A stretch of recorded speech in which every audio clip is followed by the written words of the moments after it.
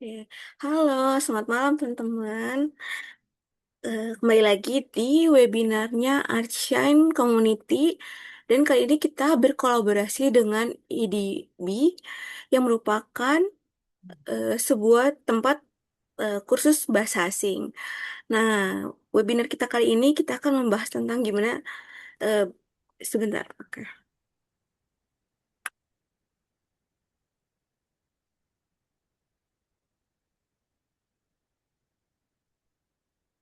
Jadi kita akan belajar tentang pentingnya penguasaan bahasa asing di dalam industri kreatif.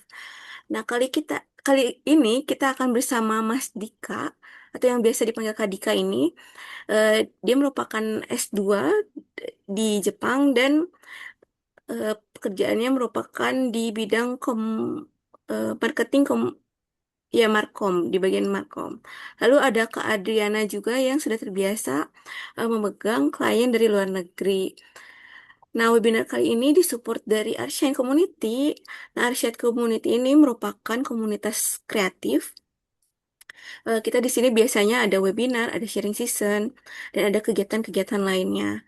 Dan nanti ke depannya akan ada volunteer juga. Barangkali teman-teman mau tertarik, boleh banget nih join dulu grupnya aja. Nanti tunggu aja info-info terbarunya di grup itu. Mungkin tanpa berlama-lama lagi, kita langsung aja eh, pembahasan pertama dari Kak Adriana. Dipersilakan Kak Adriana. Oke, halo semuanya. Oke, sebelumnya Assalamualaikum warahmatullahi wabarakatuh. Kenalin, aku Andriana. Ya, sekarang aku lagi di salah satu tempat kerja di Bogor di bagian marketing komunikasi, gitu ya. Jadi langsung aja kita bahas gimana sih caranya kalian tuh semua bisa dapat klien di luar negeri, gitu ya. Mungkin aku bakal share screen dulu.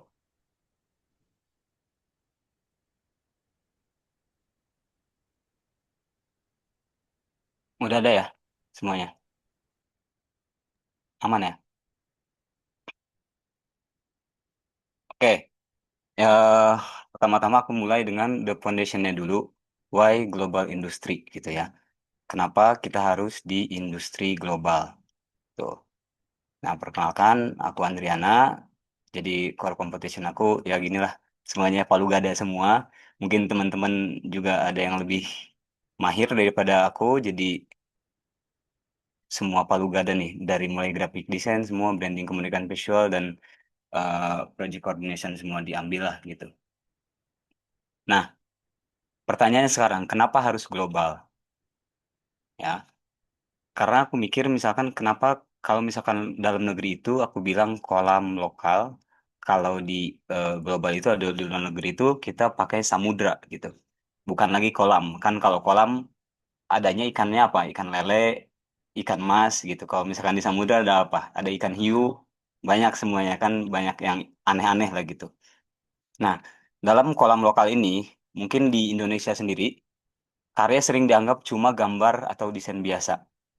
Setuju kan teman-teman? Terus budgetnya terbatas, sering diadu harga atau ditawar tajam oleh klien. Nah, mungkin pengalaman dari teman-teman itu semua ada di sini ya. Misalkan budgetnya dari klien terbatas, misalkan terus sering diadu harga nih sama, oh yang si A harganya misalkan 20.000, yang kok di sini mahal sih bisa sampai 100.000 gitu. Kan kemarin juga sudah dibahas di minggu kemarin, eh, bagaimana kita untuk mematok harga pada klien gitu. Terus yang di kolam lokal juga batasan waktu dan profesionalisme kadang kabur gitu. Jadi eh, si klien itu bebas terserah dia mau revisi berapa kali gitu kan. Jadi kita diatur sama klien lah gitu. Jadi kita tidak ada standar untuk batasan-batasan untuk kepada kliennya gitu.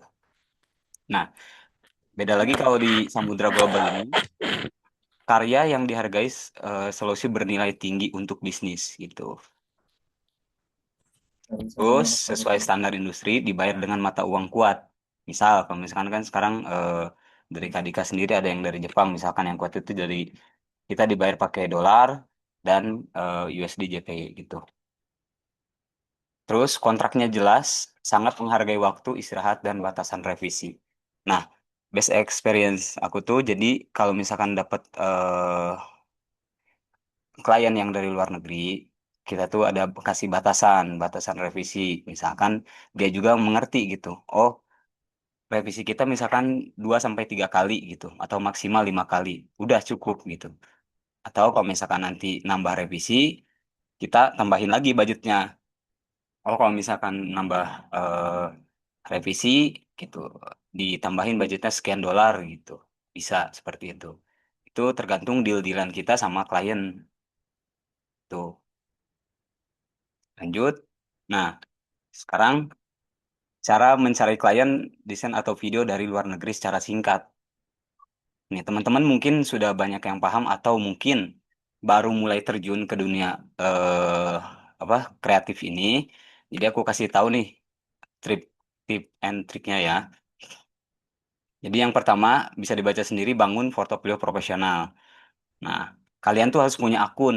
Ini penting soalnya. Kalian harus punya akun di Behance, Dribbble atau website pribadi.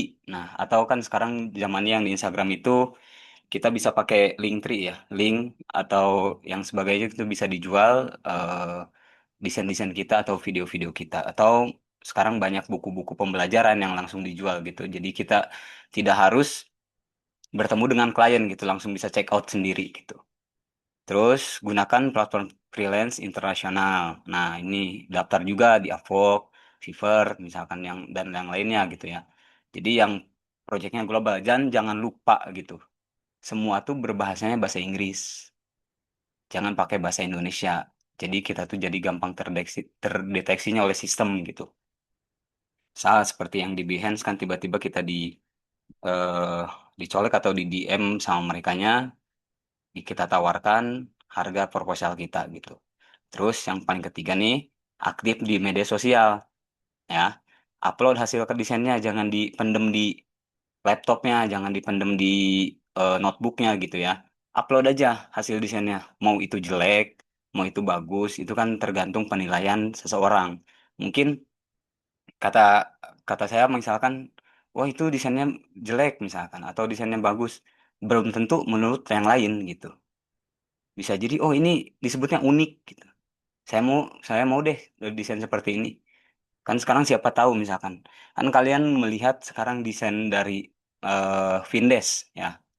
Memang di situ ada hierarki desain.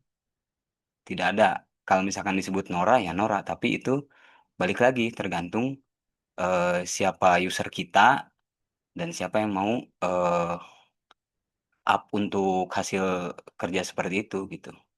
Kalian coba lihat deh di Vindes seperti apa desain-desainnya. Pasti itu desain-desainnya kayak jadul, nggak kekinian, tapi kalau dibungkus dengan secara keren gitu, ya jadilah seperti itu. Nah, jangan lupa diupload ya hasil desainnya, hasil videonya, terus konsisten nih di LinkedIn, di Instagram tuh, di Twitter, ya, di X ya. Jadi semuanya harus dipublikasikan gitu, jangan malu-malu.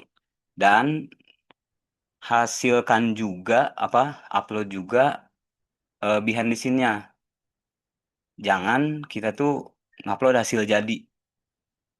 Misal, kalau misalkan video nih, kita bikin aja BTS-nya tuh seperti ini dari mulai di screen record aja gitu. Jadi mereka tahu, klien tuh tahu bahwa oh ini hasil dari kamu gitu, bukan hasil dari orang lain atau jiplak dari orang lain gitu. Seperti itu. Dan selanjutnya, nah ini nih, kirim email atau lakukan cold outreach namanya. Kirim email atau pesan singkat ke agensi, startup atau UMKM luar negeri dengan memperkenalkan diri dan menyertakan portofolio.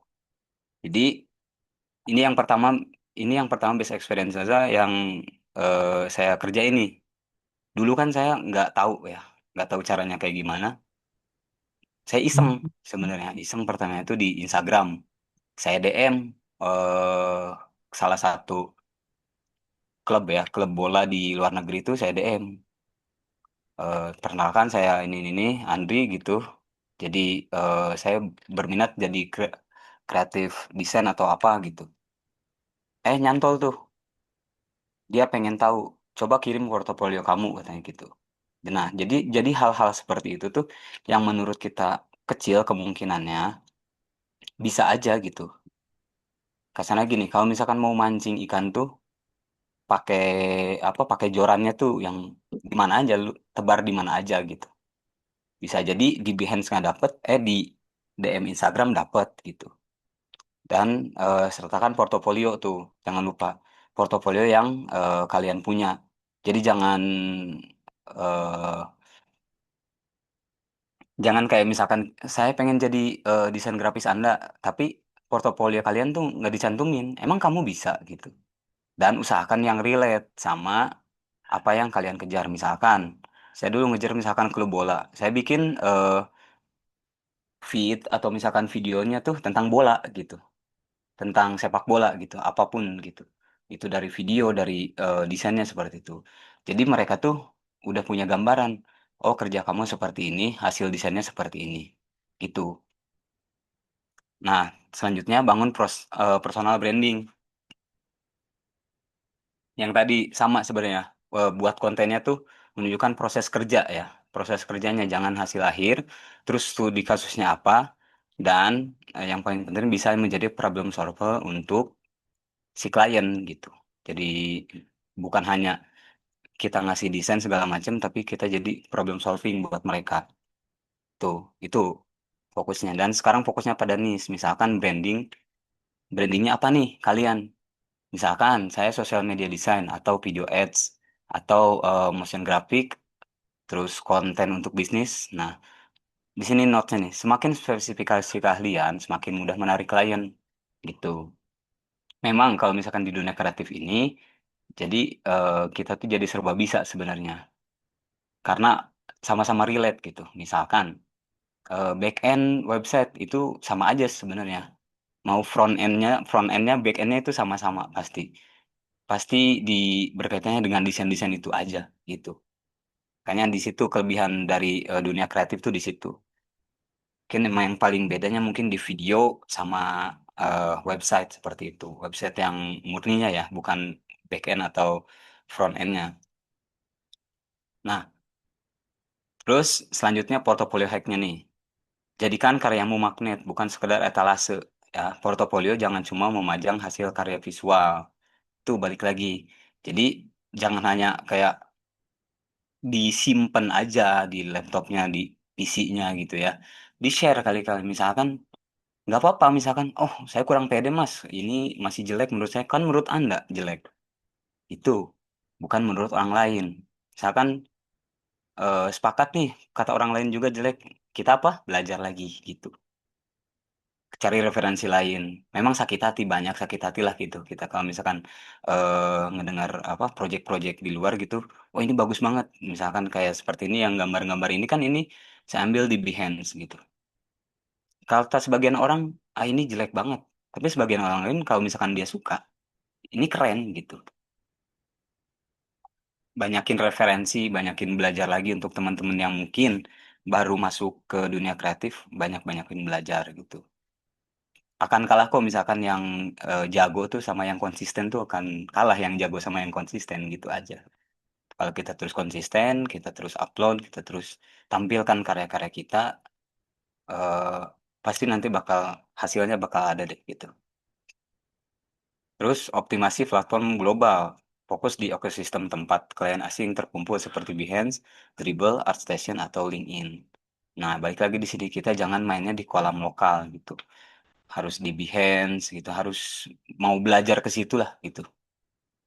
Dribble terus AdSense tempat-tempat seperti itulah.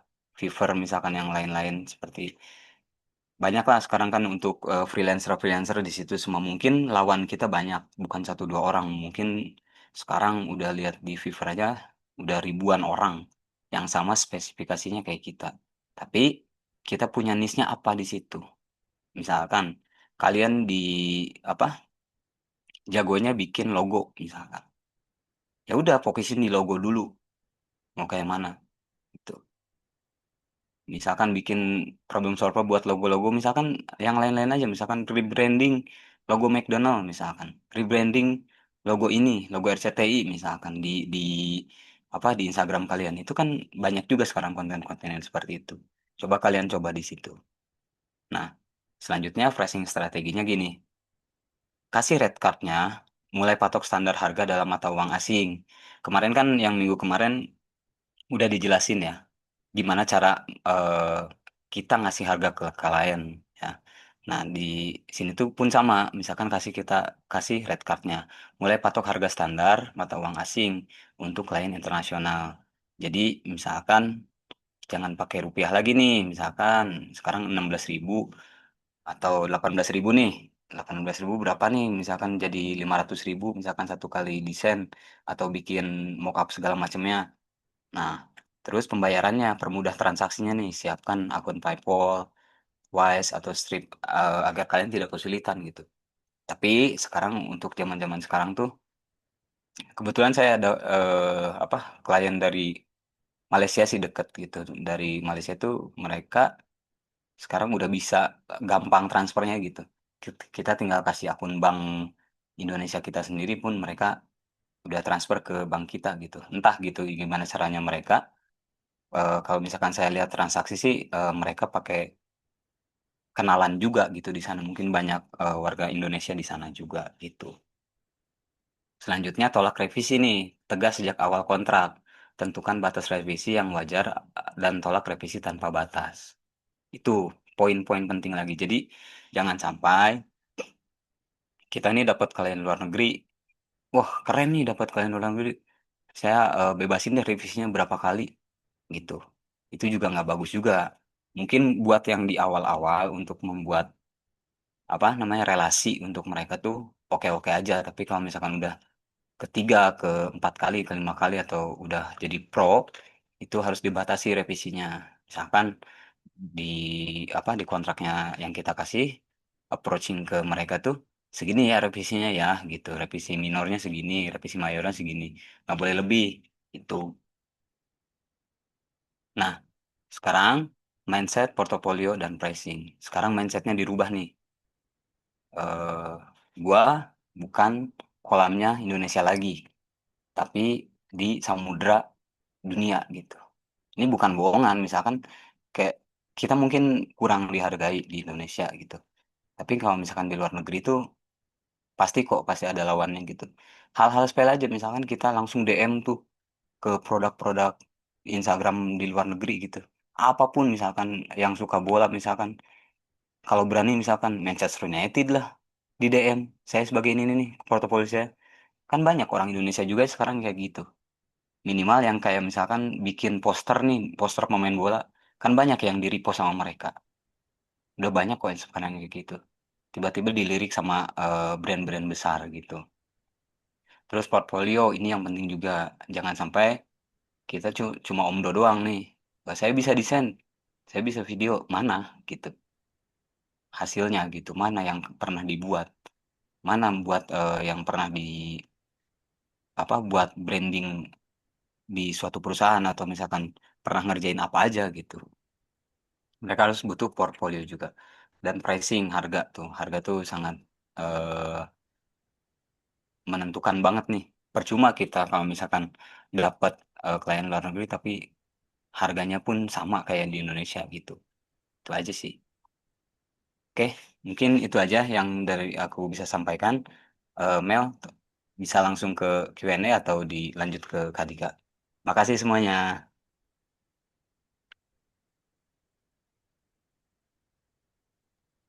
Oke, terima kasih Kak. Mungkin sebelum kita ke Q&A nih, mungkin kita bisa lanjut dulu ya ke Kak Dika. Nanti pertanyaannya kita akumulasi nih, jadi bareng-bareng gitu untuk ngejawabnya. Oke, silakan Kak Dika. Halo, halo semuanya, selamat malam. Suara aku aman ya ini ya.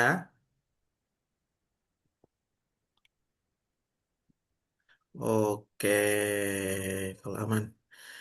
Nah, salam kenal teman-teman semuanya. Perkenalkan, aku Dika, seperti itu.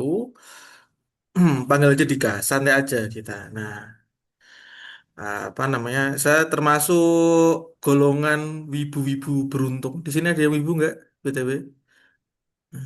Saya termasuk golongan ibu-ibu yang beruntung.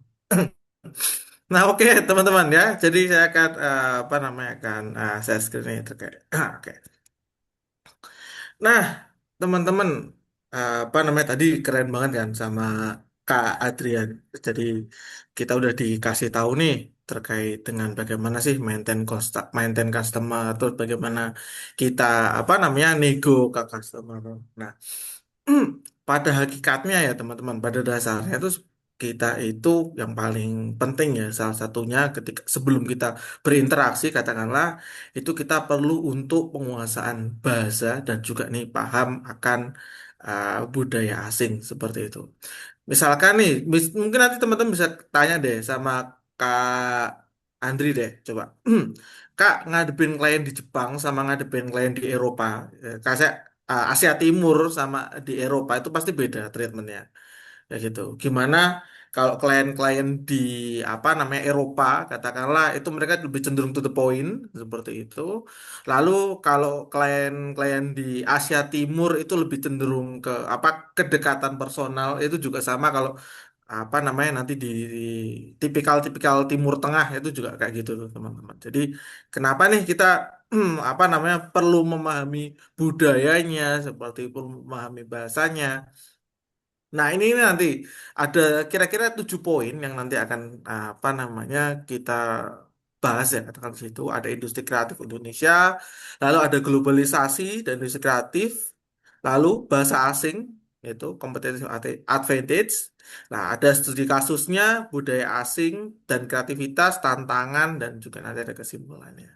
Oke nih teman-teman. Nah, mungkin teman-teman ada yang tahu aku, mungkin ada beberapa cari profilku ya. So NPD sekali nih cari profilku. Aku tuh anak desa teman-teman, anak desa. Jadi mungkin kalau teman-teman yang tahu ya, sebelum aku berubah ke wujud ke yang sini gitu, itu aku tuh anak desa teman-teman. Aku besar di apa namanya kota kecil di Jawa Tengah, katakanlah seperti itu. Nah, kota yang tingkat istilahnya apa, tingkat literasinya itu tiga terbawah ya kan peringkat tiga terbawah katakanlah nggak ada sangat tipis lah katakanlah harapan semuanya seperti itu cuma itu juga apa namanya sebagai motivasi struggle di mana akhirnya apa namanya tahun 2019 seperti itu saya berkesempatan untuk mendapatkan ini oh ini nggak kelihatan ya oh ini nggak kelihatan oh, oh kelihatan oke ini saya jadi salah satu apa namanya Resident Card seperti itu. Nah, itu karena apa? Pertama dari pengenalan bahasa dan juga budaya seperti itu.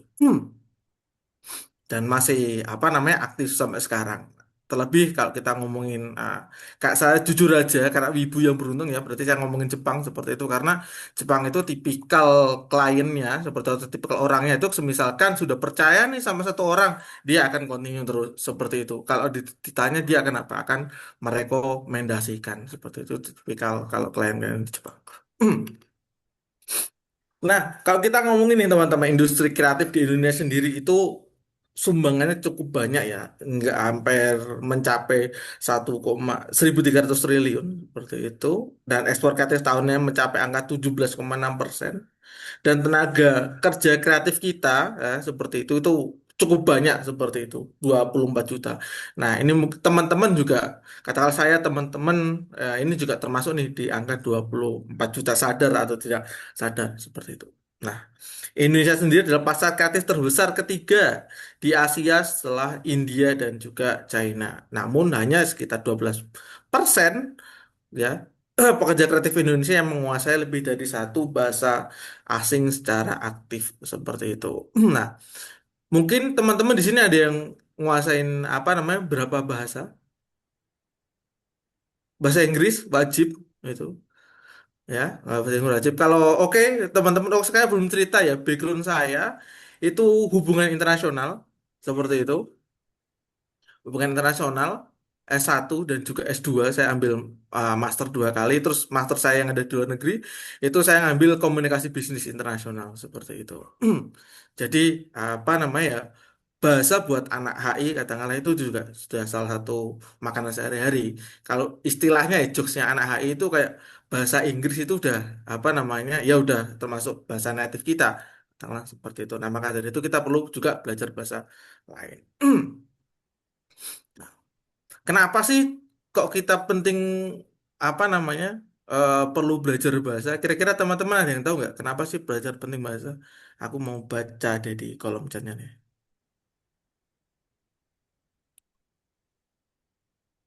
Oke, ini ada nih. Kalau nggak pede dengan bahasa Inggrisnya gimana, Kak? Saya, aku juga nggak pede teman-teman awalnya sama bahasa Inggrisku. Ya cuma yang namanya bahasa kan kita itu kan kalau belajar terkait dengan linguistik itu ada yang namanya aksen. Nah, aksen kita seperti itu ada suatu hal yang perlu kita syukuri ya. Jadi ngomong aja seperti itu. Kan yang penting kan artinya, maksudnya kan tersampaikan. Bukan apa namanya bahasa Inggrisku jelek atau apa itu teman-teman nggak usah apa namanya takut perihal itu.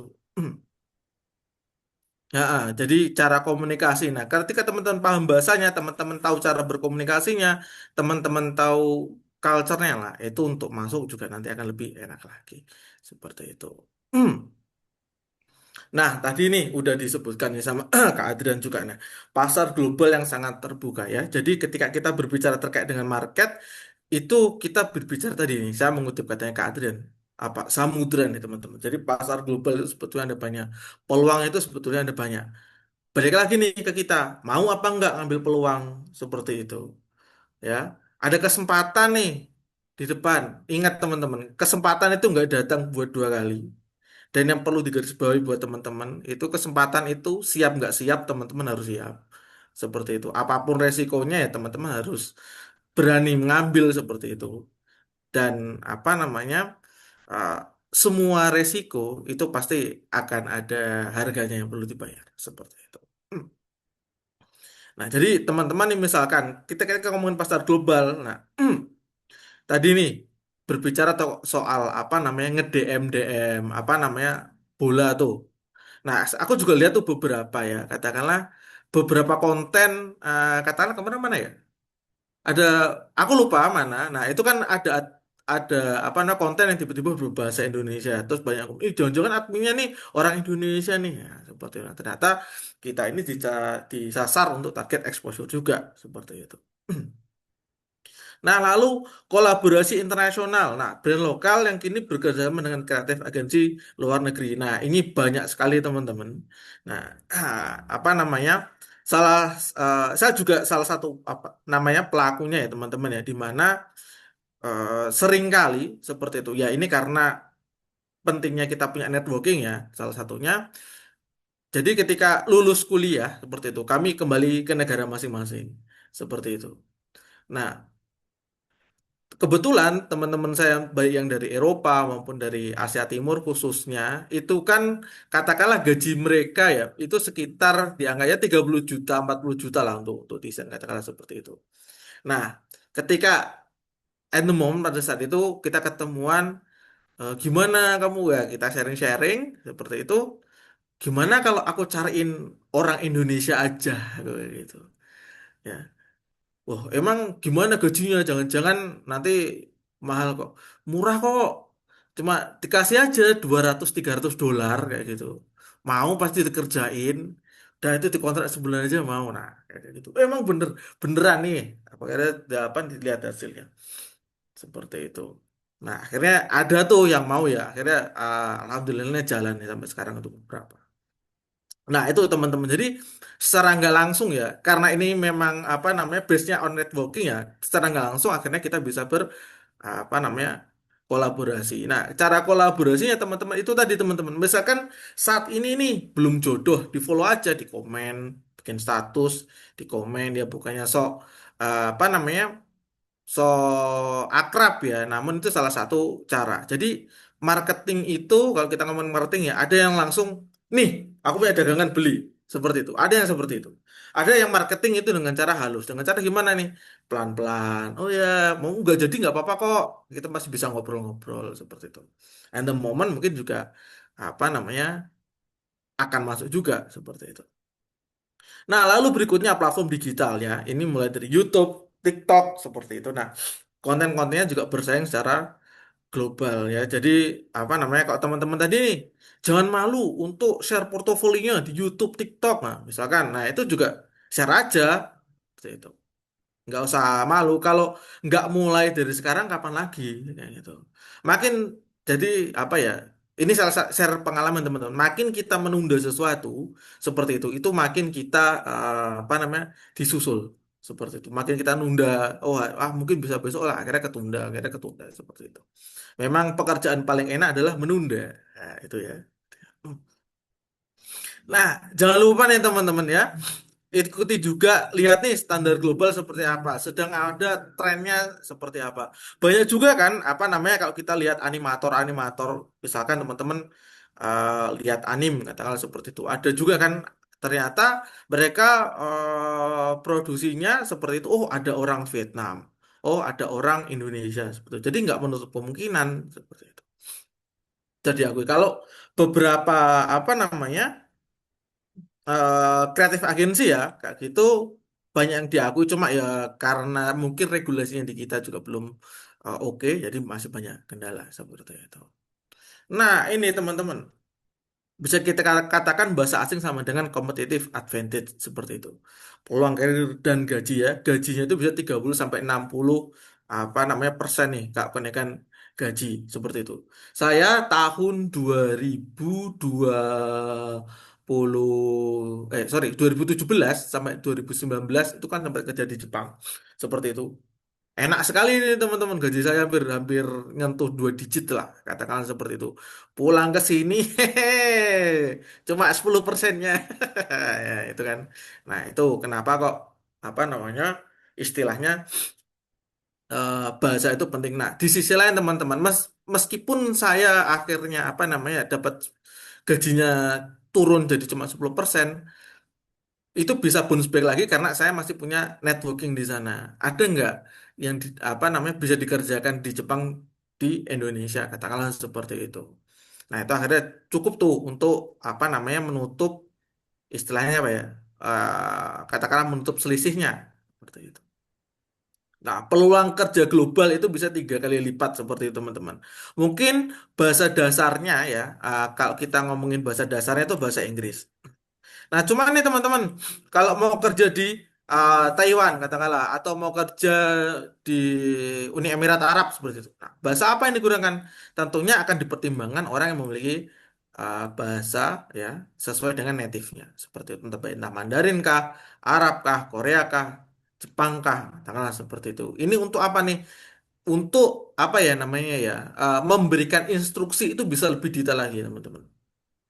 Ya, jadi perlu teman-teman ketahui kalau Asia Timur kalau kita ngomongin bahasa Inggrisnya, wah mending nggak usah ya, ya mending nggak usah katakan seperti itu. Ya, maka dari itu apa? Paling nggak kita tahu nih apa yang dimaksudkan seperti itu. Dan hampir 78% perusahaan itu prefer bilingual ya. Jadi nggak hanya bahasa ibu saja sama bahasa Inggris paling nggak teman-teman harus nambah deh paling nggak satu bahasa lagi apa Mandarin entah Jepang entah Korea nanti disesuaikan aja nih tergantung apa namanya dengan target apa namanya pangsa pasar teman-teman di mana seperti itu. Jadi teman-teman juga bisa apa namanya survei katakanlah lihat nih bahasa apa sih yang paling dicari seperti itu. Cuma kalau di Indonesia saat ini yang paling dicari tentunya aku banyak nih lowongan untuk cari apa Mandarin, Jepang, Korea nih. Ini udah tak uruskan berdasarkan Indonesia nih yang paling banyak dicari yang mana seperti itu. Nah, kalau contohnya sendiri itu apa sih? Kak, katakanlah nih Korean Wave ya teman-teman ya. Gimana sih Korea itu yang hanya apa namanya dinikmati oleh orang Korea tiba-tiba jadi global fenomena seperti itu. Nah, ini berkas strategi terkait dengan bahasa dan budayanya. Pertama, mereka itu masuknya dari bahasanya teman-teman. Dari mana nih? Dari konten K-pop, dari drama seperti itu, ya. Yang apa namanya? Dan kalau kita tarik lagi ke belakang seperti itu, negara-negara ini sadar seperti itu. Mereka tidak punya apa namanya sumber daya alam. Nah, lalu apa nih yang bisa di apa namanya jual di negara. Akhirnya mereka menjual apa? Budayanya, menjual teknologinya seperti itu. Nah, bahkan untuk sampai tahap yang lebih lanjut, mereka ini sampai adaptasi dengan budaya target pasar. Kalau teman-teman tahu kan, contohnya aja deh, mungkin ini ya, Tunewan ya. Kalau yang K-pop yang tak tahu ya, Tunewan katakanlah. Itu salah satu apa namanya? Membernya itu apa? Bisa bahasa Jepang. Lalu makin ke sini nih, akhirnya masuk kemana? Katakanlah ke Blackpink. Ada anggotanya dari Thailand. Nah, akhirnya masuk pelan-pelan tuh ke pasar Asia. Nah, akhirnya ada lagi nih, apa? Heart to heart. Ternyata ada yang dari Indonesia. Nah, itu nih, cara penetrasinya seperti itu, teman-teman. Pelan-pelan ya. Dan itu nggak bukan suatu hal yang dibangun dalam apa namanya semalam. Hmm, ini hasil nyatanya apa? Nah, ternyata kalau kita ngomongin budaya pop mana nih? Katakan seperti itu. Kalau ngomongin idol, katakanlah ya udah kiblatnya kemana ke Korea kayak gitu. Di Jepang ada idol, tapi orang lebih tahunya idol ya Korea lebih dalam lagi.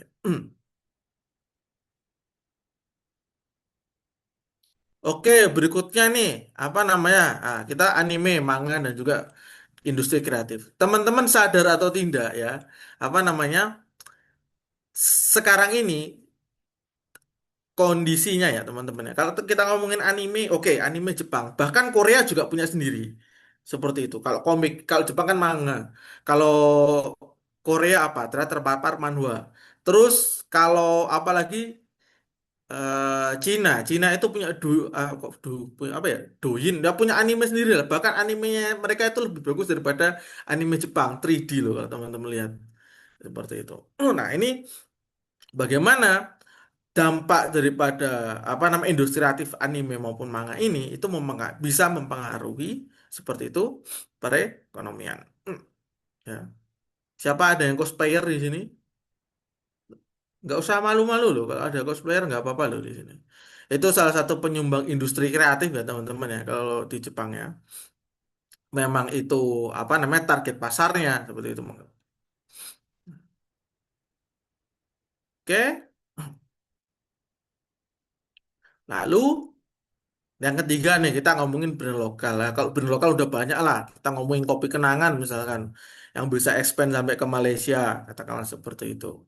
Lalu ada Gojek yang bisa sampai ke Vietnam, Thailand seperti itu. Terus kalau di ini di Filipina itu pakai GoPay-nya yang kepake seperti itu.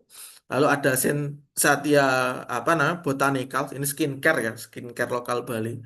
Kalau memang target pasarnya itu ke Eropa teman-teman. Nah, mereka di sini juga tidak hanya apa namanya menjual produk ya, namun mereka di sini menjual cerita, teman-teman. Seperti itu. Bagaimana kopi kenangan menunjukkan apa namanya kopi sebagai identitas Indonesia, lalu apa namanya Sensatia itu apa namanya bagaimana mereka ini menjual seperti storytellingnya itu istilahnya Bali banget lah itu. Kalau bule ke Indonesia, targetnya ke Bali. Jadi kayak istilah kalau udah ngomongin Bali itu, wow. Hmm. Nah, lalu budaya asing itu memperkaya kreativitas nih teman-teman. Teman-teman bisa menemukan terkait dengan perspektif baru, ya, inspirasi lintas budaya, relevansi global dan juga kolaborasi yang tanpa batas.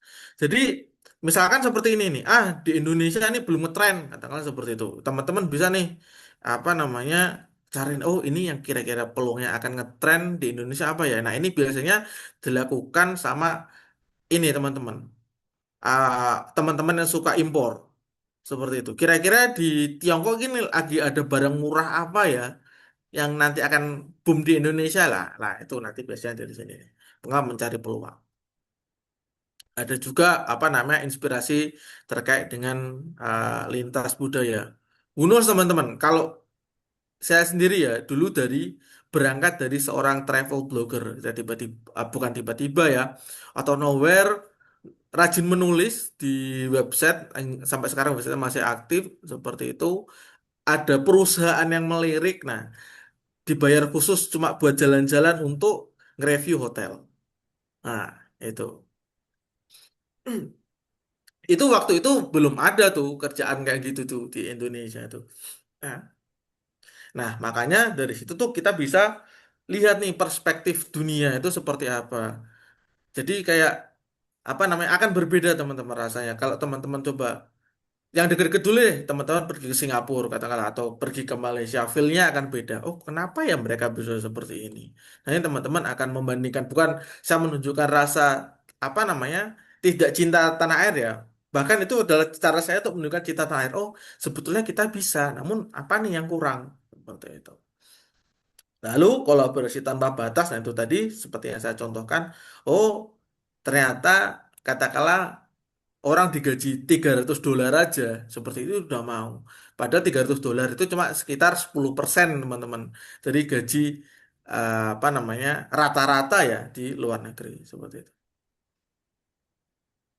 Nah, tantangannya apa nih? Yang sering saya temukan ya ketika saya ngajar bahasa itu ya itu waktu belajar. Sudah kerja, susah cari waktu. Kecuali teman-teman itu memang benar-benar niat ya. Waktu belajar bahasa asing. Nah, salah satu kunci belajar bahasa asing nih teman-teman, bahasa itu kalau nggak dipakai hilang. Ya, bahasa kalau nggak dipakai itu kita lupa kosakatanya a, i, u, e, o, katakan seperti itu. Nah, caranya gimana nih? Kalau bahasa ya teman-teman entah ngetik lah, entah teman-teman ada temennya sambil ngobrol dengan bahasa tersebut juga nggak masalah seperti itu. Lalu biaya kursus ya. Nah ini seringkali jadi kendala nih, biar kursusnya mahal, ini mahal seperti itu. Nah ini bisa kita atasi nih teman-teman dengan apa? Ada mindset ya. Ada mindsetnya apa? Oh, sekarang udah makin maju nih. Seperti itu. Dulu zamanku belajar, katakanlah aku belajar bahasa Jepang, belajar bahasa Perancis, belum ada nih istilahnya AI yang untuk apa ya, sharing partner seperti itu. Sekarang udah ada, lebih mudah lagi tentunya. Lalu exposure terbatas, tidak semua punya akses ke lingkungan internasional. Nah, nggak apa namanya? Memang ya, aku dikasih privilege itu ada akses ke lingkungan internasional. Namun bagaimana sih teman-teman yang tidak punya privilege ini bisa ngakses ke lingkungan internasional? Nah, teman-teman bisa nih apa namanya join komunitas seperti itu. Komunitas dari mana? Mungkin komunitas dari Discord, komunitas dari Telegram. Kalau apa namanya cara paling mudah ya di kalau teman-teman suka main game, nah itu ada banyak sih komunitas-komunitas yang apa namanya teman-teman masuk hanya sekedar untuk apa? Entah nambah teman atau teman-teman melatih bagaimana teman-teman ngomong seperti itu conversationnya.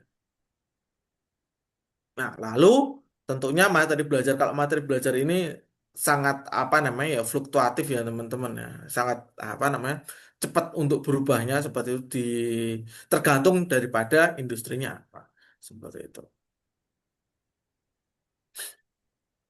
Nah, ini nih gimana nih cara efektif belajar bahasa dan juga budaya. Kalau belajar bahasa selain pakai AI, teman-teman bisa pakai Duolingo nih yang apa free kan itu.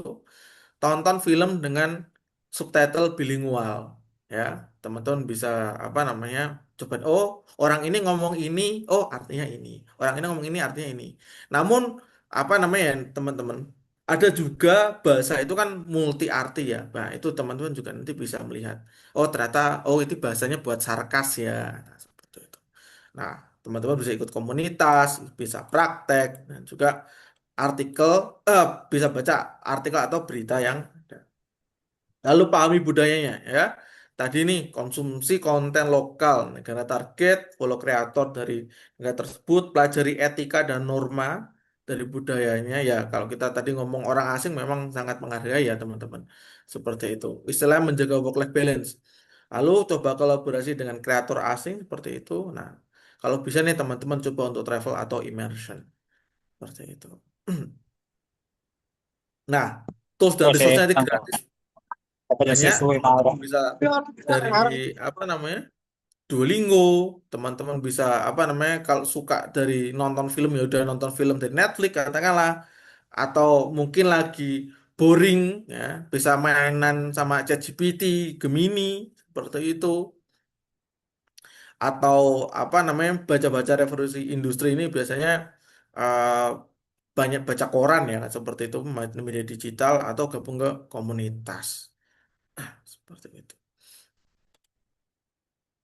Oke. Nah, kesimpulannya teman-teman, di era global bahasa asing adalah must have, bukan nice to have. Bukan opsi, tapi sudah kayak kewajiban. Dulu mungkin buat keren-kerenan yang kesana ya. Namun sekarang ini dengan apa namanya internet yang membuat negara itu tanpa adanya batasan, katakanlah seperti itu, ini sudah sebuah kemampuan yang must have teman-teman mesti punya. Di sisi lain itu juga investasi teman-teman jangka panjang seperti itu, potensi karir lebih luas, potensi apa namanya teman-teman kalau mengerti bahasanya akhirnya ngerti peluang yang bisa dikerjakan, katakanlah seperti itu. Lalu ya Indonesia bisa seperti itu. Jadi sudah banyak lah katakanlah brand maupun kreator yang sudah apa namanya go internasional.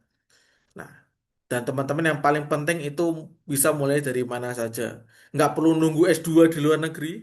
Yang penting teman-teman konsisten, bisa praktek langsung. Nah, itu yang paling penting. Contohnya kalau teman-teman apa namanya ini dulu kalau aku belajar bahasa ya teman-teman itu kalau misalkan di pintu itu tak kasih apa namanya yang tempelan bahasa Inggrisnya apa, bahasa Jepangnya apa, bahasa Perancisnya apa. Nah, kayak gitu itu salah satu ingatan karena secara nggak langsung orang itu akan menyimpan hal-hal tertentu itu di alam bawah sadarnya kayak gitu. Mungkin orang itu nggak nyimak, tapi orang itu mendengarkan. Nah, akhirnya dia, oh aku pernah denger ini di mana ya? Oh aku pernah ini di mana? Nah, itu seperti itu. Nah, ini mungkin teman bisa coba mulai dari sekarang, coba install lah satu apa namanya aplikasi bahasa bisa ganti ke apa namanya bilingual ini juga salah satu contoh kalau teman-teman punya teman yang kepo buka-buka HP akhirnya nggak mudeng seperti itu bisa nonton coba nonton film atau series ya tanpa subtitle mungkin bisa mulai coba iseng-iseng bikin konten bahasa asing nah bisa join nih komunitas oke mungkin sekian dari aku. Terima kasih teman-teman. Waktu dan tempat gue kembalikan ke Kak Melisa. Baik. Terima kasih untuk Kak Dika untuk presentasinya. Nah, kali ini kita akan di sesi tanya jawab nih. Sebentar. Barangkali ada yang mau ingin bertanya kah? Atau mau nanya langsung boleh. Bisa raise hand aja, teman-teman.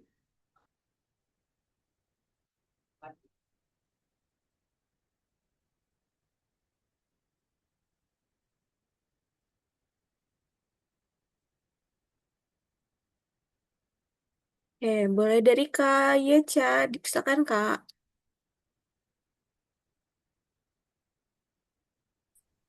Halo, ada nggak ya suaranya? Halo. Ada, Halo, Kak? ada ya? Ada. Ada, oke. Ada. Eh, aku pengen nanya, oh ya, kenalin aku ya, Ca. Aku ilustrator freelance. Terus aku pengen nanya, Kak, kalau misalnya untuk internasional, kalau dari platform yang paling recommended kita pakai untuk bisa dilirik luar negeri, pengen nyoba tuh ke arah Jepang sih sebenarnya. Cuman platform yang paling mereka pakai biar mereka tuh bisa ngelihat karya kita tuh apa ya, recommended ya untuk bisa ke di luar gitu. Apakah X itu kan kalau dari teman-teman aku tuh rekomennya mainnya di X, tapi kurang nyaman menggunakan X. Mungkin apakah ada medsos atau platform show portofolio yang paling rekomend untuk bisa dilirik aja di luar. Oke, sekian, makasih. Terima kasih Kak Yeca untuk pertanyaannya. Mungkin ini lebih cocok ke Kak Dika dulu kali ya. Biasanya kalau orang Jepang itu dia pakai sosmednya apa nih? Yang paling sering dipakai. Soalnya tiap negara kayaknya beda-beda ya buat aplikasinya itu sendiri. Mm. Oke, oke, oke. Aku masih termute ternyata. Nah, kalau untuk Jepang ya teman-teman ya, tadi benar banget itu pakai X itu banyak sekali tuh teman apa namanya istilahnya ilustrator-ilustrator yang apa namanya ngeposting kontennya di sana, dan itu komentar dan lain sebagainya. Nah, kalau kami ya teman-teman ya, kalau orang Jepang itu selain pakai X itu masih pakai Facebook. Jangan remehkan Facebook ya, masih pakai Facebook. Lalu pakai Line. Nah, itu Line ya. Kalau apa namanya itu masih pakai di Line. Lalu tentunya teman-teman bisa join forum itu di Yahoo Japan. Itu ada berbagai macam forumnya yang bisa teman-teman apa namanya ikuti. Kalau di apa namanya di Indonesia kayak udah nggak ada deh. Yahoo ya. Nah, itu Yahoo sendiri tuh ada komunitasnya teman-teman. Jadi teman-teman bisa gabung di Yahoo Japan. Seperti itu. Hmm. Kalau orang Jepang Nah, berarti masih sering pakai Yahoo ya, Kak ya? ya masih apa nama masih sering pakai Yahoo Yahoo Mail itu masih sering dipakai. Seperti Hmm, itu. Nah, kalau kesusahan menarik. gimana? Kalau kesusahan kan teman-teman kan ada browsernya ini. Chrome kan ada fasilitasnya buat translate ya. Itu teman-teman pakai fitur translate-nya itu aja. Itu sih. Jadi kayak apa namanya nggak menutup kemungkinan lah. Istilahnya semua potensi itu semua jalan itu pasti ada. Itu. Yang menarik sih. Dari Kak Yeca, ada yang ingin ditambahkan kah? Atau mau bertanya lagi boleh banget nih, Kak. Ika, sorry mau nanya, kalau untuk di Jepang tuh kan aku rekomen pakai Pfix. Pfix kalau nggak Fix salah. saya. Eh, itu kalau pakai bahasa Inggris rekomen nggak ya? Atau emang harus pakai deskripsinya itu pakai in Japan gitu? Sering sih pakai Japan ya. Jadi anehnya seperti ini teman-teman. Perlu teman-teman ketahui ya. Apa namanya? Meskipun nih di websitenya itu ada tulisannya atau benderanya English atau Japan. Nah, fiturnya itu kalau bahasa Jepang lebih banyak. Kalau bahasa Inggris itu paling cuma landing page saja. Seperti Oke. itu. Jadi better sih sambil apa mungkin ya effort sedikit ya entah di screenshotin terus di translate katakanlah seperti itu entah di mirror di apa nah laptop terus budi oh ini apa nih Google Translate-nya kan kata seperti itu. Itu. Memang itu aneh teman-teman. Saya juga megang marketing ya di dua universitas Jepang. Jadi Jepang itu saat ini krisis. Orang yang daftar sekolah SMA, jadi cari parketnya di Asia seperti itu nggak mau ngikut marketing di negara Asia seperti itu, misalkan Malaysia atau Indonesia, tapi ini harus mesti ngikut cara mereka kayak gitu. Nah itu kan nggak masuk. Itu yang agak susah tuh merubah mindsetnya itu. Jadi saya masih terkesan apa ya eksklusif aja Jepang itu. Oke. Oh ya, Kak, boleh satu lagi nggak buat Kak Boleh boleh boleh. Andriana? Aku pengen nanya, kalau misalnya kan kakak sebagai Palu Gada nih, aku juga kebetulan ilustrator tapi Palu Gada juga. Kalau di Indonesia segala Palu Gada.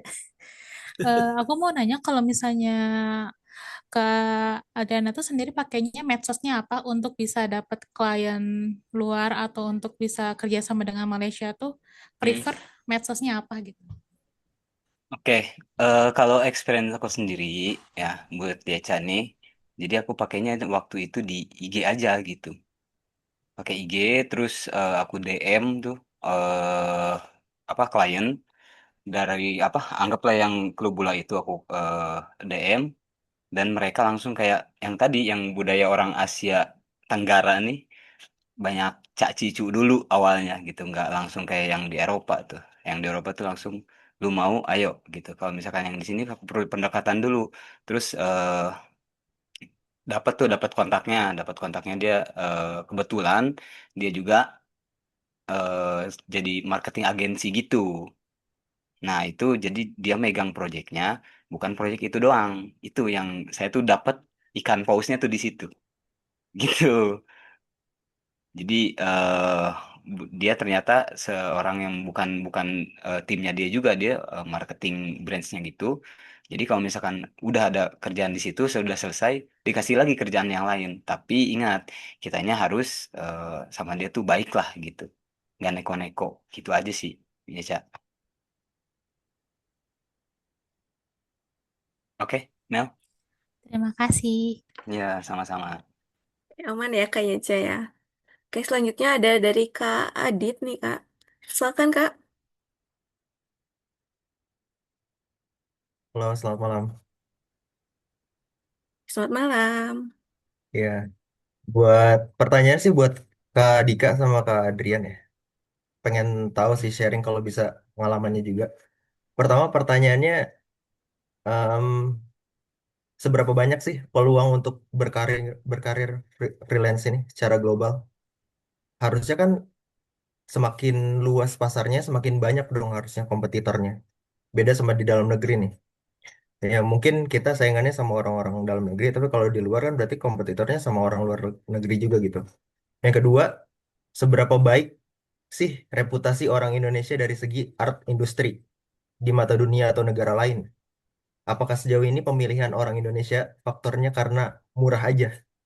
Karena ya kita nggak menampik itu kadang mungkin yang mereka tahu kita cukup dengan rate segitu tuh cukup gitu. Sama yang ketiga, ceritain salah satu project yang pernah diambil dari awal sampai selesai. Itu seperti apa? Apakah lebih gampang korporasi atau perorangan? Sama yang terakhir, saya mau cerita juga pengalaman saya waktu pertama dapat klien juga dari Chicago waktu itu. Karena saya juga freelance di industri storyboard untuk komik sama manga gitu. Nah, kalau sejauh ini kan yang saya tahu itu lebih gampang perorangan gitu. Kalau korporasi kayaknya untuk masuk ke Marvel atau yang lain sebagainya itu susah karena mereka mungkin ada barrier to entry-nya itu tinggi gitu ya. Nggak bisa sembarangan orang. Mungkin ada tes-tesnya sendiri gitu. Nah, yang selama ini saya jalan itu perorangan. Jadi misalnya ada orang yang butuh mereka ngelihat portofolionya terus habis itu ya udah di hire aja. Untuk rate-nya biasanya ya itu tadi yang saya bilang adalah tawar-tawaran gitu dari perorangan karena mungkin mereka juga secara budget nggak segitu banyak ya, maksudnya ada terbatas gitu. Nah, lebih gampang perorangan karena sejauh ini yang tadi mungkin contohnya ada langsung DM aja ke em, apa brandnya gitu biar misalnya keterima atau kepilih, tapi itu kayaknya susah. Jadi lebih gampang kayaknya nawarin ke perorangan. Misalnya dia punya mungkin passion project atau dia butuh orang untuk em, apa ya, yang di luar dari kemampuannya gitu. Apalagi biasanya yang di hire tuh yang finishingnya. Misalnya bagian line art, coloring gitu-gitu. Kan saya juga industrinya storyboard sama komik. Jadi itu sih kalau misalnya bisa dikasih saran kalau dari segi industri yang saya jalanin ini em, harusnya seperti apa ya untuk mungkin ningkatin revenue-nya gitu kalau misal dari segi project itu aja sih Kak. Makasih banyak. Baik, menarik banget nih pertanyaannya. Kira-kira siapa mau duluan yang ngejawab nih? Dari Kak Dika kah? Apa dari Kak Adrian? Silakan Dari Kak Adrian. Kak Dika dulu, nggak apa-apa. Ini tentang yang pertamanya dulu nih. Terus saya yang akhirnya aja aman. Oh, gitu.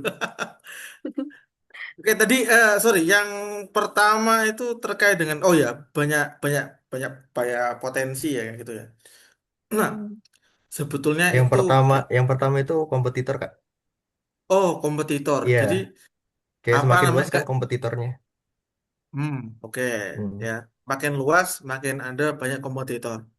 Nah, ini balik lagi ya teman-teman ya. Kak saya nih, contohnya nih, buka apa namanya, bangun EDB, katakanlah seperti itu. Itu awalnya fokusnya untuk apa namanya bahasa Jepang, katakan seperti itu. Kursus bahasa Jepang di luaran sana banyak, yang harganya 200.000 untuk 3 bulan ada, yang ini pokoknya banyak lah. Aku nggak mau jalan-jalan. Nah, gimana sih kita bisa survive kayak gitu? Kita punya kalau di marketing itu ada yang namanya USP, unique selling point kita apa? Katakanlah seperti itu. Selain kalau kita nyontoh bimbel ya berarti oh lulusannya ke ini seperti itu. Nah, kita ada sesi coachingnya nih, katakan seperti itu. Kamu mau daftar kuliah di mana katakanlah. Kamu mau kerja di mana? Nah, persyaratannya apa? Kamu mau lanjut katakanlah beasiswa Max atau beasiswa apa, katakanlah seperti itu, Ajinomoto katakanlah itu apa. Terus bagaimana cara istilahnya kalau di Jepang itu ada interviewnya ya teman-teman. Gimana sih cara interview dengan bahasa Jepang, tekniknya gimana. Nah itu kita jelasin kayak gitu. Jadi oke, mungkin ada yang tadi 200.000 untuk 3 bulan. Ternyata satu kelasnya itu isinya 50 orang, katakanlah seperti itu. Itu nggak efektif buat saya belajar. Ya. Nah, saya nawarkan nih teman-teman. Oh, akhirnya kita kita ganti nih. Kita mesti jadi game changer. Game changernya apa? 50.000 per pertemuan. Apa ya? Apa namanya? Teman-teman datang ya baru bayar karena seperti itu. Nah, itu adalah cara ya untuk salah satu mengatasinya. Nah, kalau dibicarakan luar sana nih teman-teman, otomatis kan kompetitornya banyak ya. Kalau teman-teman milih niche yang spesifik, katakanlah seperti itu, makin spesifik niche teman-teman, itu persaingannya paling cuma satu, dua, tiga orang. Sebetulnya makin spesifik niche-nya ya. Contoh nih, saya main apa namanya, sempet nih buat apa namanya ekspor kopi katakanlah ke Jepang. Pemainnya kelihatan si ini, si ini, si ini. Seperti oh tapi kelemahannya apa? Oh mereka harus bawanya dari segi banyak ya. Kuantitinya harus banyak, harus pakai apa namanya kargo dan teman-temannya izin biaya banyak. Nah, saya nih coba nih ngakalin, saya bukan ngajari jelek ya tapi ya. Oh, aku bisa kok bawa. Kamu cuma butuh bawa berapa kilo. Ya udah, aku akhirnya bawa apa namanya hand carry katakanlah seperti itu. Itu biasa saja karena sekarang aku juga sibuk apa namanya kerja ya. Per 6 bulan sekali aku mesti pulang. Katakan pulang ke Jepang, nah itu akhirnya bisa tuh ketata kayak gitu. Dan akhirnya nanti masuk apa nih teman-teman? Akhirnya oh bisnis ini katakanlah itu ini udah mulai banyak pemainnya nih atau mulai sepi nih. Oh ternyata bisnis ini bisa jadi peluang ya. Nah gitu itu tergantung kita lihat aja sih. Apa namanya? Pinter-pinteran kita kembali lagi. Pinter-pinteran kita bisa nyari celah apa enggak. Nah lalu pelihal tadi nih soal apa namanya? Bagaimana orang kita itu dihargai murah tuh katakanlah. Tidak, saya pungkiri, saya adalah pelaku human trafficking, ya. Tidak saya pungkiri. Karena itu apa teman-teman? Itu kita melihat, itu kan salah satu potensi kan berarti kan, bisa dimanfaatkan. Aku punya jadi ada demand seperti itu. Ada orang yang bingung juga nih, ya. Kamu butuh duit nggak? Paling 3 juta ngerjain ini. Oh ya aku mau, ya udah, tertarik aja. Seperti itu. Karena sama-sama butuh. Apalagi kondisinya sangat seperti saat ini nih. Dolarnya nyentuh 18.000 nih. Pasti berondong-bendongan seperti itu. Nah, itu yang apa namanya? Faktor apa ya? Ada supply ada demand ya pasti. Seperti itu. Saya juga nggak berani banyak-banyak nih narik orang, ngajak orang. Karena ya ini demandnya juga di luar juga kondisinya sama aja kayak gitu. Cuma mungkin ada kolam tak lempar. Oh, aku tahu nih. Oh, kalau desain harus ke sini. Oh, kalau ke video harus ini, harus web ada ke sini. Seperti itu. Ya tidak memungkiri. Ya kalau tanda tanda dalam tanda kutip selain human trafficking ya, ya bantu orang-orang dikit lah. Katakanlah seperti itu nggak apa namanya nggak tak pungkiri. Cuma kalau kita mau bersaing kualitasnya oke ya memang kita punya kualitas seperti itu. Kita cuma kalah di nilai tukar aja sebetulnya itu aja sih. Overall cuma di situ aja. Kalau aku dari ini ya teman-teman ya. Katakanlah aku juga ngerti ini teman-teman. Aku dari FISIP ya fakultasnya ya ilmu politik. Tapi aku bisa coding loh seperti itu. Aku untuk develop katakanlah website seperti itu bikin landing page ya. Di sini harganya berapa? 300.000 toh? 200.000 toh? Sungguh hina sekali katakanlah. Nah, aku ngomongin fakta ini, aku ngomongin fakta ya. Bikin landing page 200.000, 300.000 itu ngapain? Itu sebetulnya ngerusak pasar kita sendiri loh. Jujur aja ya. Nah, gitu. Kamu harus main kuantitas banyak, padahal kuantitas sekali aja itu sebetulnya bisa closing. Nah, ketika aku main di Asia Timur, bikin satu page ya teman-teman, itu 3 juta loh, satu page aja. Nah, katakanlah seperti itu. Nah, itulah bedanya. Sebetulnya yang menghancurkan pasar itu ya orang-orang kita sendiri sebetulnya. Nah, itu.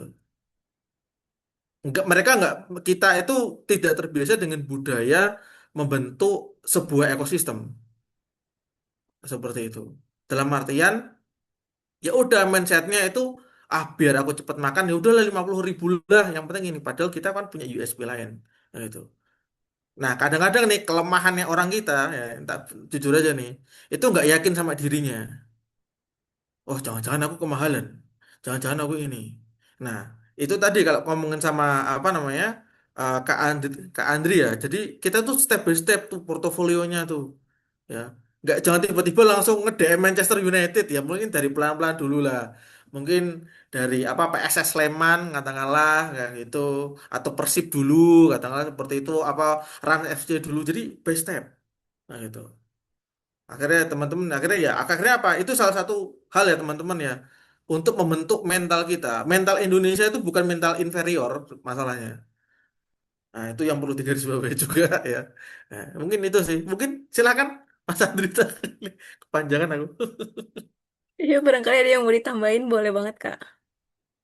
Ya, mungkin yang ditambahin dari segi ininya ya, mungkin dari segi kena lebih gampang individu atau korporat ya seperti itu. Mungkin untuk tahap awal kita individu tuh individu aja. Nah, kalau misalkan kamu mau naikin value, kamu harus bikin di sininya legalitas gitu. Jadi kan misalkan kamu tiba-tiba mau apa apply ke apa DC misalkan atau ke segala macam lah gitu ya, yang di luar negeri itu kan nggak mungkin. Karena kamu siapa gitu, mana legalitas kamu gitu, mana yang pernah teman-teman kamu tim kamu mana pasti seperti itu. Karena di aku sendiri sekarang kan mengerjain seperti itu juga ada yang di project juga. Jadi kita as a team gitu kerjanya. Kalau seperti itu, kita kumpulin portofolio semua, kirimin ke teman saya itu yang di Malaysia. Jadi nge-hire ke atau minta misalkan nge-apply ke tempat-tempat yang lebih besar juga, kita udah kuat gitu. Jadi as a team. Kalau sekarang mungkin ya individu tuh individu gitu. Jadi rasakan saja gitu revisinya berapa kali gitu-gitu. Di awal emang seperti itu. Gitu. Jadi nggak Hmm. eh, memungkiri lah seperti itu di awal-awal. Kalau misalkan udah enak, kamu udah punya nama gitu atau segala macam udah enak sih ke sananya. Dan dibayarnya pun enak gitu. Nggak salah-salan gitu aja. Orang Indonesia tuh kan seperti itu. Di nominalnya. Ya nggak Bang Dika ya? Iya, yang penting makan gitu. Iya. Nah, Ya nah, itu gitu dari aja tadi mungkin. tuh Heeh. akhirnya kan jadi ketahuan kan, oh ternyata ngumpulin satu portofolio. Terus make sense nggak? Kenapa nggak bikin satu platform yang isinya apa namanya orang-orang yang udah kerja sama kita, portofolio ditaruh di sana, Betul. nanti biaya platformnya itu sekian persen dari itu. Itu kan juga salah satu peluang juga sebetulnya. Hmm, hmm. Nah, lihat celah-celah kayak gitu loh ya. Kelas-kelas kayak gitunya yang harus kita manfaatkan gitu. Jadi jangan step by step aja dulu gitu. Kalau misalkan kan sekarang udah keren tuh, udah dapet klien dari Chicago gitu. Wah, mantep banget kan tuh. Saya aja belum ada kayaknya yang di Amerika tuh. Klien-klien susah tuh Amerika Iya tuh. kan gitu. Dan susah dihancurkan gitu kalau Amerika tuh. Karena kalau menurut saya kalau orang Amerika tuh ribet sih gitu, ribet aja. Enakan tuh kalau misalkan kita ngambil pasarnya di ini, di Timur Tengah. Itu lebih absurd dan enak sih menurut saya. Misalkan Poles dulu ada pernah tuh beberapa bulan lalu tuh proyeknya tuh aneh banget. Kalian ngebagusin burung dara. Nah, kan itu gampang banget ya.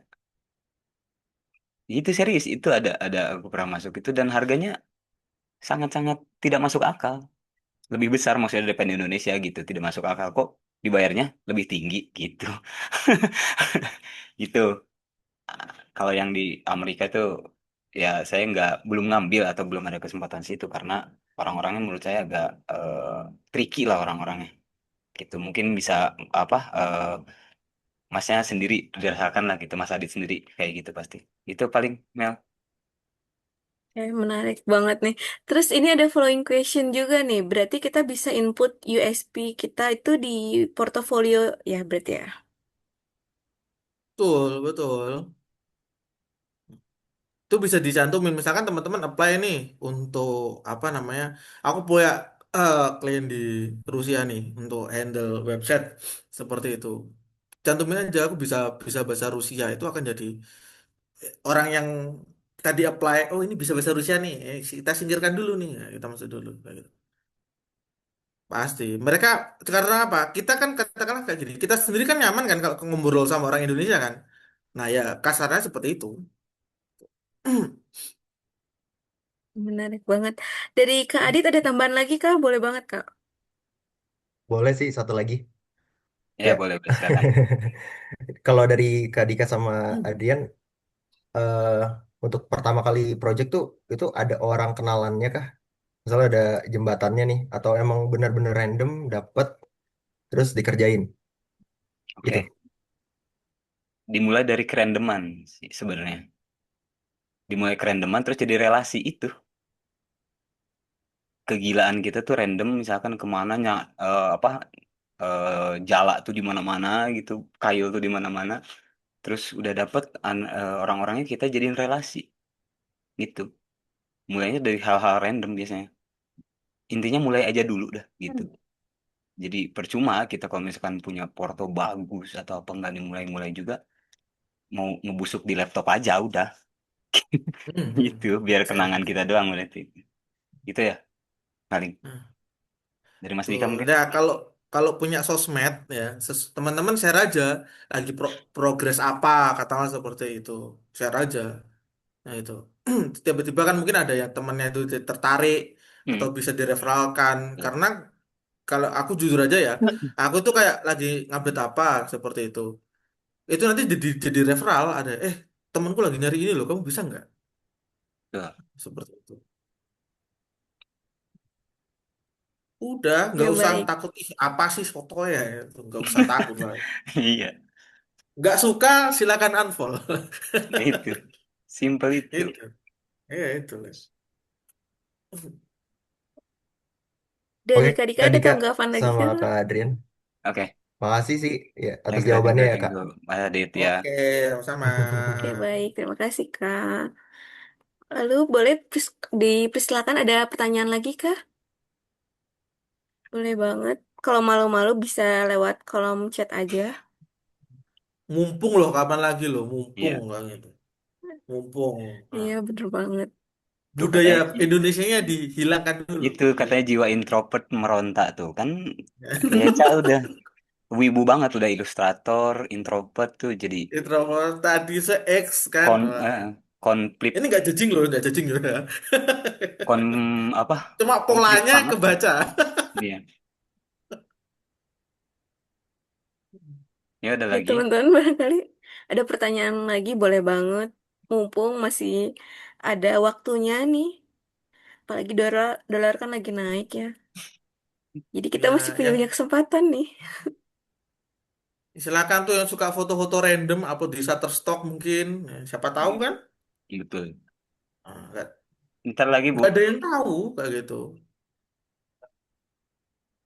Ini ada pertanyaan nih. Dari Gembur. Design. Kalau ada postingan ini itu, tapi tetap nggak ada yang lihat or tertarik gimana? Ayo Kak Dika, silahkan. Kak Dika dulu. Oke, Ini jadi teman-teman, aku cerita ya, aku bangun EDB itu nggak ada orang yang tahu, ya.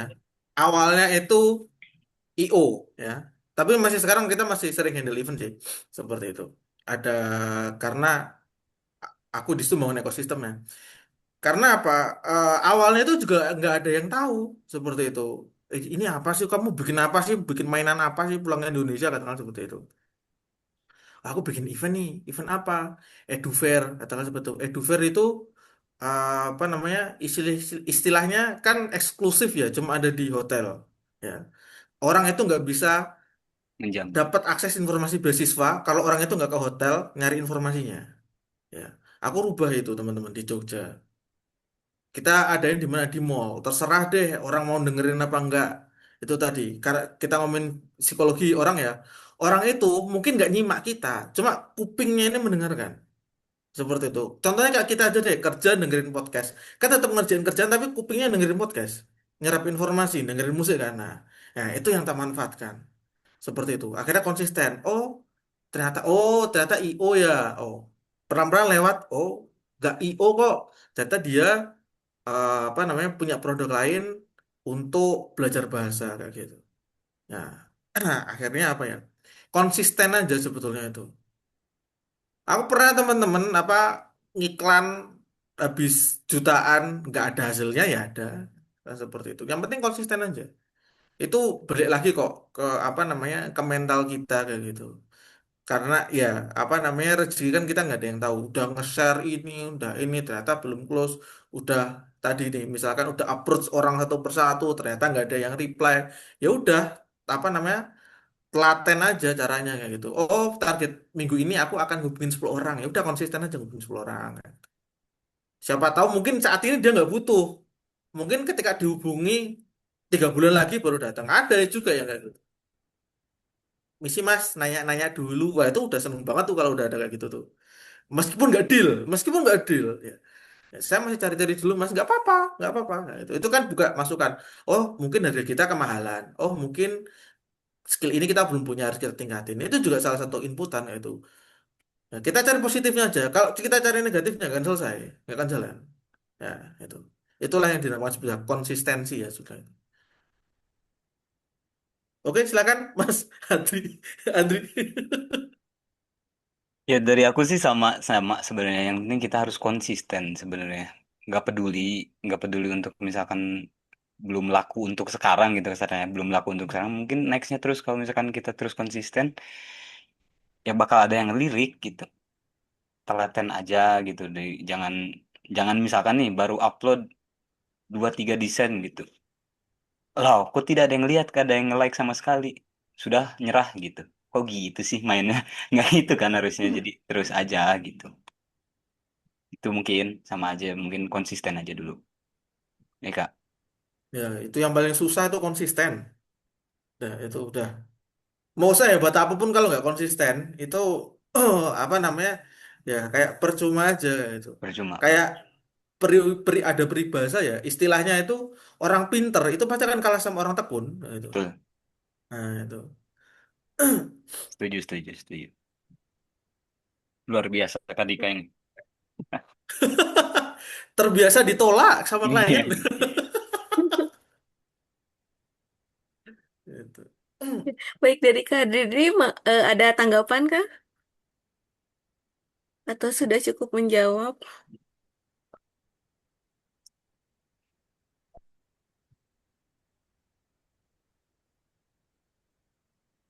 Oke, sepertinya sudah cukup menjawab ya. Hmm. Wah, Oke, makasih jawabannya. baik. Sama-sama. Nah, kebetulan kita sudah ada di penghujung acara nih karena waktunya udah tepat di 8.32. Barangkali nanti teman-teman ada yang mau nanya-nanya lagi, nggak apa-apa, boleh banget nanti bisa menghubungi Kak Dika atau menghubungi Kak Andrian atau misalnya nggak tahu nih kontaknya kemana bisa ngehubungin aku dulu juga boleh. Oke, sekian. Terima kasih buat Kak Dika dan Kak Andrian untuk materi-materinya menarik Ya, banget sama-sama. ilmunya. Eh, gak cuma bermanfaat buat teman-teman, tapi buat aku juga jujur buat bermanfaat banget. Karena Hmm. aku juga sebenarnya pengen nih nyoba buat ke arah global juga. Nyobain nawar-nawarin desain gitu. Oke, Hmm. baik deh. Terima kasih buat teman-teman. Mungkin sebelum kita bubar, kita izin untuk foto bersama dulu ya. Oke, Boleh, Boleh, teman-teman, boleh. buat boleh. teman-teman yang bisa on cam, boleh banget on cam nih. Oke, untuk sertifikat nanti aku akan japri aja ya. Jadi untuk sertifikatnya mungkin akan jadi H+7 karena butuh waktu juga buat ngebuatnya. Nanti akan aku share lewat Japri atau grup kalau misalnya teman-teman udah masuk grup. Kayak gitu sih. Oke, teman-teman ada yang mau on cam lagi kah?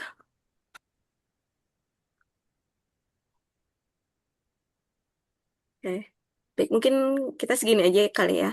Oke, aku hitung ya. 3, 2, 1. Oke, sebentar. Aku Lagi, screenshot lagi. lagi. Sebentar. 3, 2, 1. Oke, baik. Terima kasih buat teman-teman yang udah Sama-sama hadir. semuanya ya. Eh, Sama. Maaf-maaf kalau sampai misalkan jumpa. ada Mhm. salah-salah kata juga nih gitu. Ya, Oh, langsung digas feel aja. free kalau ada juga mau nanya-nanya ya. Hmm. Enggak. Ya, Nanti boleh banget teman-teman. proyek kan keluar negeri disiapin aja portofolionya yang bagus ya. Kita Betul, sama-sama saling konsisten. belajar konsisten. Oke. Konsisten. Betul. Aku juga minta maaf kalau misalnya ada salah kata atau perbuatan karena ini mohon maaf emang MC-nya agak suka magang ya jadi agak terbata-bata gitu. Ya. Oke, Oke, Oke, baik. Aku izin tutup Zoom-nya ya. Terima kasih buat teman-teman kasih semua. semuanya. bye bye.